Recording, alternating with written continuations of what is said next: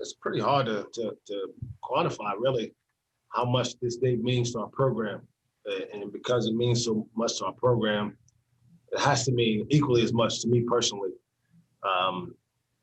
I'm a pretty lucky dude to be able to grace the sideline as a head coach in this building, place where Mr. Iva basically, in many ways, invented the game as it will be played, specifically on the defensive end. And then his pupil, Coach Sutton, raised the level of this program. And so I sometimes, when I do reflect, think about how I got here. And it's because I've had really, really good people with me. I've been really fortunate to have great mentors. Been really good to work with good coaches, had really good players. And today I'm glad we were able to put a smile on the families of the people who lost their lives 20 years ago, and to do it against a program where Coach Sutton coached as well. So thankful to Coach Musselman for their participation in today's ceremony for him, and I'm glad our team won. Now, before we get too far into the game and everything, I mean, the shooting shirts, the shirt that you're wearing right now, I mean, it's really making a statement. I mean, this is a big thing. I mean, Coach Sutton is someone you honor and all of that. How much do you feel that the players are absorbing, these kind of moments and the importance of these kinds of games? They're pretty young guys, and young guys tend to be a little bit more oblivious to things like this. But I have a responsibility to do everything I can to bring awareness to it and to let them understand the gravity of what Coach Sutton meant to our program and continues to mean to our program and to the game of basketball. And so we don't do anything for no reason. And most of the things we do have great meaning. And I remember still the first and only time I really had a conversation with Coach Sutton. It was at his house about 2 weeks after I got the job. And he asked us to do two things, which was play defense and to take care of the Cowboy basketball program. And we're doing our best to make sure we hold that promise to him. All right, and before we open up to questions, we'll just switch gears and go to today's game specifically. What mattered most? What enabled the Cowboys to come out on top today? Well, I thought it was a great college basketball game. And I feel better saying that now after a win than if I'd been on the other side. But both teams played really hard. There's a lot of talented young guys out there making plays on both sides of the floor. And like we thought, it'd be an exciting game where there'd be a lot of points scored, and you would have to figure out who can get one more stop to the other team late. And we were able to do that. So I'm pleased with how we responded, specifically in the second half as far as taking care of the basketball. And then obviously Caleb Boone's performance was tremendous. He's now put 3 consecutive games together where he's been very, very productive, and obviously it didn't hurt having Cade back. Members of the media, if you have a question for Oklahoma State head coach Mike Boynton, please click raise hand and we'll try and get to everybody. Our first question is going to come from Jacob Unruh from the Oklahoman. Go ahead, Jacob. Mike, you mentioned very briefly at the end that it helps having Cade back. That's pretty obvious, but it kind of walks through the decision to have him come off the bench and letting him feel his way through today. Well, it was Cade's decision. Cade and I talk about just about everything that we do here. And, I want him on the court as much as he's able to be out there. But he saw the rhythm that our team had played with. Obviously, the person who went into the lineup for him was Caleb. And he thought Caleb had earned the right to continue to start and that he needed to work his way back in and earn his way back into the lineup. To me, it just goes to show you the type of person he is. Great kid. He's going to start for an NBA team, and I brought him off the bench. So I'll probably be the last coach to ever do that for him. And I'm glad that, he's the type of kid that I want this program to be about, because he's got such a humility about himself. As good as he is, he really cares about winning, and he really cares about his teammates. So, I mean, on that same regard, do you think he's going to be back in the starting lineup Wednesday? How do you approach that moving forward? I mean, in a normal year, I would have a hard time answering that question. In COVID year, it's even more difficult. I have no idea who's going to be able to practice. So I'm going to stop short in answering that because I don't know. But, I play guys based on practice. Cade hasn't practiced as much and hasn't been in rhythm. I think you saw a little bit in the first half. He was a little off, right? And he got his legs under him in the second half and played better. So I don't know. I mean, he certainly isn't going to come off the bench the rest of the year. That's not going to happen. What did you see that last stretch from him too, where he hits the step back. He's hitting 3-point plays. He's doing everything, it seems like, at that point. Yeah, I mean, I'm fortunate. I get to see it pretty often. I get to coach him in practice every day. I was able to recruit him for 4 years. And, you can tell that the confidence and his scoring mindset has definitely come a long way. He was always more of a pass first, get other guys involved. And part of the knock on him was, can he take over as a scorer? And I think that question was answered with a resounding yes today, because he certainly made every play on the offensive end that we needed him to make late in that game. Thanks, Mike. Our next question comes from Frank Bonner from the Tulsa World. Go ahead, Frank. Hey, Mike, you mentioned the turnovers. First half, you had 15. Second half, you come back and only have 4. How do you like the way that they were able to adjust after having such a turnover-prone first half? Yeah, so Arkansas is a little bit like us in the way they guard as well, because they give you a lot of different looks. Ice had 4, and I think Cade and MA, man, I should just look at it here. Ice had 5, and MA had 5, and Cade had 4. None of them had 1 in the second half. So I think they all adjusted better to how they were changing defenses. And we just needed to slow down. I looked at the stat sheet about halfway through the first half, and we had 7 turnovers, but we had only missed 1 shot. So the talk at halftime was, hey, if we can run a clean offense and get good shots, we feel pretty good that we're going to be able to score. So just slowing down, making an easy play as opposed to trying to hit a home run. We needed to hit more singles today, and we started doing that better in the second half. Now, I know you said it was Cade's decision to come off the bench, but at what point did you know that he was comfortable enough to be able to play that many minutes? I didn't. There wasn't any conversation about a number. How would I figure that out? This game still is about feel, and it was just a matter of how he felt. He got in. You could tell he was out of rhythm. He came back out probably as quick as he's come out of a game in terms of when he went in and came out the first time as he has all season, because I wanted the game to kind of settle. And so I was just feeling him out. That's part of what this relationship is about, is trusting each other. He knew I was going to put him out there at any risk. We waited the time we needed to, and I was going to play him as much as he could, like I normally would. So there wasn't a number I was looking for. And so we just kind of played him as we saw he could help us. Thank you, Mike. Our next question comes from Barry Trammell from the Oklahoman. Go ahead, Barry. Yeah, Mike. Cade, game after game in tight situation, really asserts himself offensively in the last 4, 5, 6 minutes, whatever it might be. Have you ever considered trying to broaden that spectrum?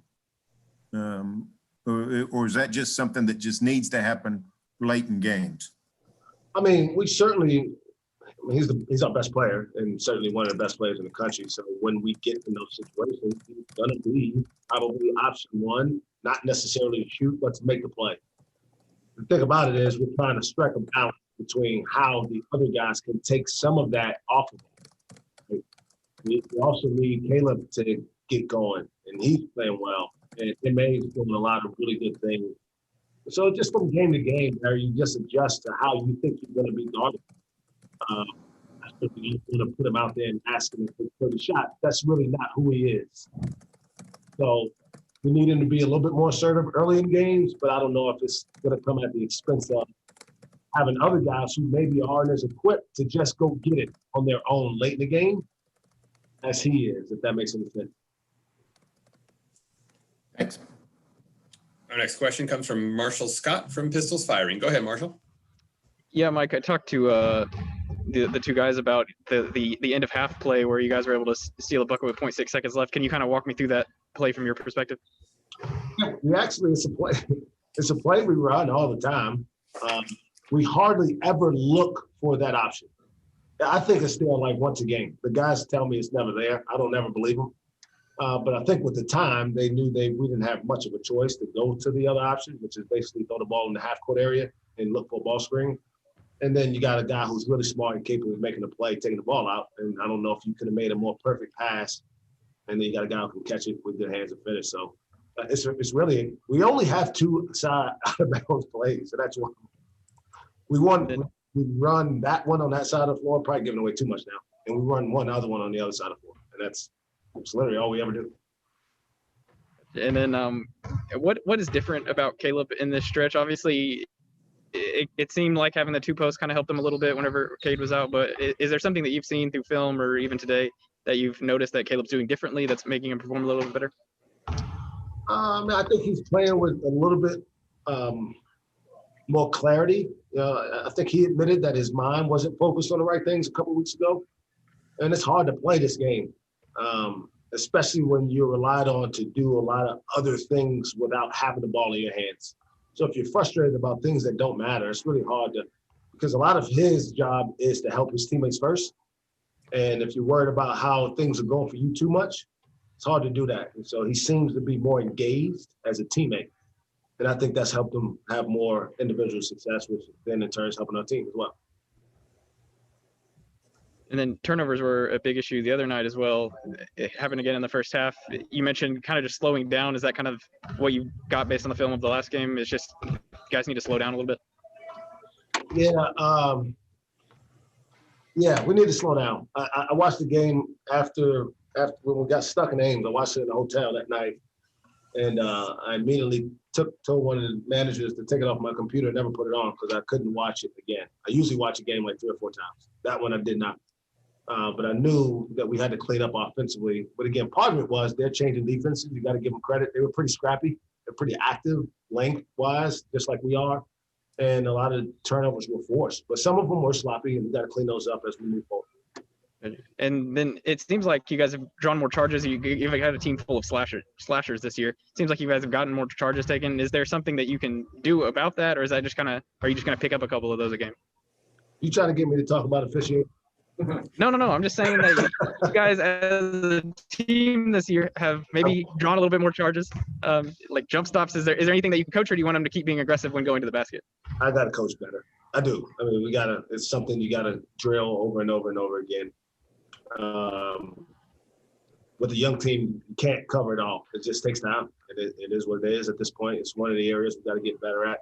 Again, I don't know if they're all charges. That's as much as I'll say about that. But it's certainly an area we got to try to get a little bit better at. I appreciate it, Mike. All right, our next question is from Jacob Unruh from the Oklahoman. Go ahead, Jacob. Mike, back to Caleb a little bit. He seems a little tired of the idea that he's undersized for a big guy. Is he playing with more of a chip on his shoulder about that as he's going against a guy that's 7'3" today and other big guys? Yeah, he played against the big kid, Condit, to start the game at Iowa State the other day. And obviously Baylor had several big guys that he played against. And I think he's got a lot of pride. I mean, he's a great kid, almost too nice of a kid sometimes, to be perfectly honest. And he's a pleaser at his very core. He wants your approval. And I love him like a son. And sometimes I'm like, you can piss me off. Just do it playing well. Make me mad, but block some shots and grab some rebounds. We'll be all right. So I do think he's playing with more of a chip on his shoulder. He's playing with more assertiveness. And, his play is a direct relation to how we played the last week and a half for sure. Awesome. Thanks, Mike. Next question is from Barry Trammell from the Oklahoman. Go ahead, Barry. Yeah, Mike, I know it's still January, got a lot of basketball, but is the upside for this team on the rise? I mean, whatever you thought they could be, are you having to extend that boundary a little bit because of the way they've been playing the last few weeks? I don't know if I would say that. I would imagine that I'd just say like Rondell Walker's play has surprised a lot of people. And so that would be an example of, wow, who can help this team as well as Cade and MA, who came a little bit more hype, and maybe they can be a little bit better. Nobody knew much about Bryce Williams, who wasn't very good today. And I think that happens when people just learn and have a chance to see us play. I recruited all these guys, so I knew what they're capable of, but I don't try to put ceilings on kids. My job is to try to make them as good as possible. And as long as we have time to practice, we'll try to get better. And so what is our ceiling? I don't know what that is, but I'm not really focused on that right now. I'm glad we won today, and I know when we come back to practice the next time, we got to get ready for another really, really hard game. So that'll do it for questions, but this is now the team's 4th quadrant 1 win. the kinds that resonate most as we go into March. Did you expect a team that's this young to be picking off big wins like this? I mean, this doesn't feel like something that you see every day. What is it about this group? Why is it working out so well? Well, one of the things I picked up on early when we got here and had these guys around late in the summer, they're a really competitive group. Like really competitive. Everything is a competition. And when you have that type of environment, guys get better because there's always a guy over your shoulder trying to push you. Avery Anderson is as competitive of a kid as I've ever seen. Like he's upset when he's on Cade's team in practice because he knows, right, where he's going. He wants to have that challenge every day. And then Rondell gets in on it, and then Bryce gets on it, and everybody knows that Ice is super competitive, and May's got it. And so it's just kind of bled through the whole team. And it's a great sign that our program is in good shape because many of those guys will stay around here for a while. And we got a chance to see some glimpses of what we can be, to Barry's question, in different segments. We just haven't put it together, everybody. Bryce wasn't very good today. Ice was only good for parts of the game, not the whole. So this team's got a lot of growth still in it, and I'm glad that I'm here to watch it. Well, Coach, that'll do it for questions. But before we let you go, is there anything maybe that we missed that you wanted to cover while we've got everybody here? Well, again, condolences to Coach Chaney, his family. Again, I don't think I can say that enough. Obviously felt honored that we were able to put a Hall of Fame stamp on our court for Coach Sutton. It's a big deal. It should have had like 2007 or whenever he stopped coaching on it, but that's 2020, and that's fine. And certainly thankful that we're able to play and hopefully put a smile on the faces of the people's families who lost loved ones 20 years ago as we play for the Remember the 10 today.